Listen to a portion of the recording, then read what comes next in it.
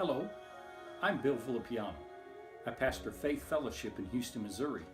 I'm also the regional director in the Midwest for AFCM. It's my privilege to bring to you this month's Faith Aid. During the month of March in our church here at Faith Fellowship, we've been talking about the subject of miracles. Many things wouldn't be necessary to repeat to many of you because you're ministers and probably teach on this much better than I could. But let me just share a few things with you that I do think could be helpful. While we were studying the subject of miracles, I ran onto a number of verses associated with the subject of fishing. And in those verses, it was not just that it was associated with miracles, but it was also associated with our calling and with our provision. So let's look at some of those. Do you know if we're going to have miracles, we've got to be doing the right things. We have to have the right environment. So we begin. You'll find in Matthew, the 4th chapter, verses 19 and 20. Jesus finds Peter and Andrew, James and John. They're mending their nets. You remember the story well. He'd stepped into their boat, told them to launch out in the deep. They cast out their net. They brought in such a big catch. They had to call for their partners to get the catch in. Their nets began to break. It was a miracle that took place.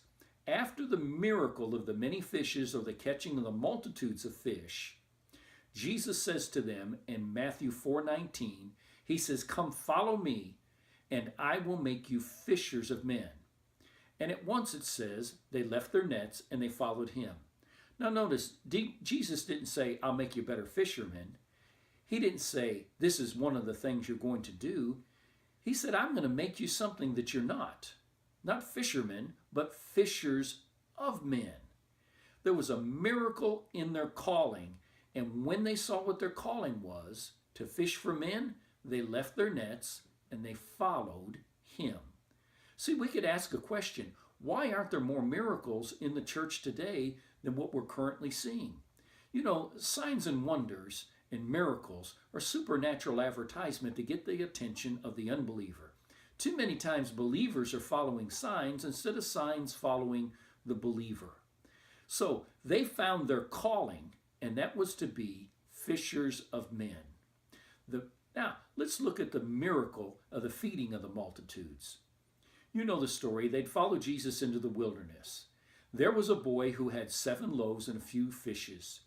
Jesus took those 7 loaves and a few fish, and after he had given thanks, the Bible says he broke them and gave them to the disciples. They in turn fed the people. Now here's the point. Once again, we're looking at another miracle, the feeding of the multitudes. Had someone not first of all gone fishing and caught fish, there would have been no miracle of the feeding of the multitudes. While once again there were 12 fragments or baskets of fragments picked up for the disciples, primarily the miracle was for the multitudes. I'll repeat once again, while we want to see signs and wonders and miracles, I believe that if we'll reach out, if we'll do more fishing, we'll see more miracles in our midst. Now here's another thought. Many of us have dreams, we have visions. But one of our problems for fulfilling our visions is often they're underfunded. We just don't have the resources or sometimes the manpower necessary to fulfill those visions. Well, let me share another verse with you that includes fishing. In Matthew the 17th chapter in verse 27, they needed to pay their taxes. Jesus said, "Go to the sea, cast in a hook." And he says, "And take the fish that comes up first. And when you have it, open its mouth, and you'll find a piece of money. Take that and give it to them for me and for you." Now, what are we seeing here? We are seeing their provision. Your and my provision is in where? It's in the fish. In the fish's mouth, they found their provision. Many times, our visions go underfunded because we just have not been very successful at fishing. Many people out there, they're unchurched, they're unsaved, they don't know Christ, but as we win them and we begin to teach them the principles of giving and tithing, well, what do we find? We find a coin in the fish's mouth, and then we have the resources to be able to fund our ministries. It could also be this way.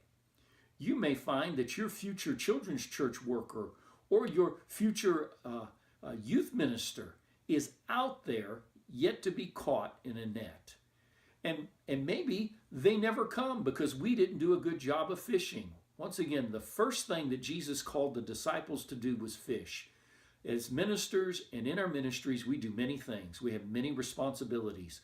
But our chief responsibility is to be fishers of men. You know, sometimes as churches and as ministers, we lose our way. I remember years ago we had a revival in our church and it was great. But after that, we kind of lost our way. You know, it seemed like we floundered for about 18 months.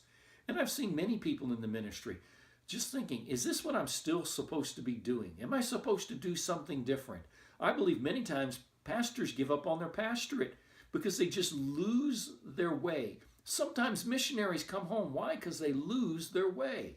Let me share another verse with you concerning fishing that a miracle took place, but they also once again found their calling. You know, after Jesus' resurrection, the Bible says that he showed himself alive for 40 days by many infallible proofs. We find that in Acts, the 1st chapter. Well, this is one of those infallible proofs. Jesus showing himself alive. It's shortly before the ascension. And the disciples have kind of lost their way. Of course, Jesus has died. They've seen him. He's been raised from the dead. But they have some uncertainty about what to do. In John 21:3, Peter says this, I'm going fishing. Listen, when you lose your way, when you don't know what to do, when you don't know what the future holds for you, just do this. Go back to the basics. Go fishing. Simon Peter said to them, I'm going fishing. They said, we're going with you. What a great principle. Lose your way, don't know what the next step is. What should you do? Just go fishing. Well, in the meantime, you know the story. Jesus is on the seashore, and he says to him, he says, children, he says, do you have any food? And they said, no. Well, he says to them, says, cast your net on the right side of the boat, and you'll find some. So they cast their net, and now they're not able to draw in because of the multitude of the fish. This is that deja vu moment. We have seen this before. What did they do? They found their calling all over again. They're reminded, what is it that they're called to do? To be fishers of men. Again, I think far too many times we get sidetracked in doing a lot of good things. And I'm not saying things that don't have value. I wouldn't suggest that either. But the main thing is to catch fish. Let me share a brief story with you as I come to a close. During the month of March, as I said, we were preaching on miracles. I was teaching this principle of the need to fish. But this is what we're like in the church. In the church, we don't want to use any bait. We just believe the fish are going to come to us. As I live in a rural community, of course you wouldn't have to live in a rural community to have good fishermen in your church, but I've got a lot of them. They're good at it. Now, would I be good? Nah, not at getting in a boat and catching fish. But I have a lot of guys that could just flat do it. And so I said, the next time you go fishing, this is what you do. You go to the lake and take your rod, and when you cast, don't put a bit of bait on the end of that hook. And you know what your results are going to be at the end of the day. You're not going to catch anything. Well, once again, what does the church do? The church does the same thing. We don't use any bait to catch fish. Let me take it a step further. I said to him, you could go further than that. You need to have a little faith. You just need to believe God a little bit. What you really should do is get in your boat, leave your poles at the house, and just believe God the fish will jump in your boat. I don't know about you, but to me, that sounds familiar. That sounds like the church. We're just waiting for fish to just come and supernaturally jump in our boat because we don't want to what? We don't want to use any bait.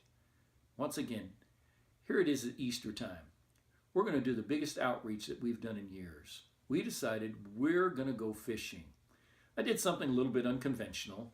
Did get a little criticism in the community. We had a huge Easter egg drop here at the church. And you know how people feel about eggs and bunnies. Now, we didn't have a bunny, but we did have an Easter egg drop. And, people going about how pagan that is. I think God's very capable of redeeming things that the enemies used and turn them around and use it for good. We knew that kids and families would come out if we had an Easter egg drop. I went to the city of Houston. Everybody told me the city of Houston won't lend you their fire truck, but they did lend us their fire truck. Easter Sunday came. We advertised it. We promoted it. We worked hard. We did what we could. We used what we had. I told our children's department we're believing for 100 people.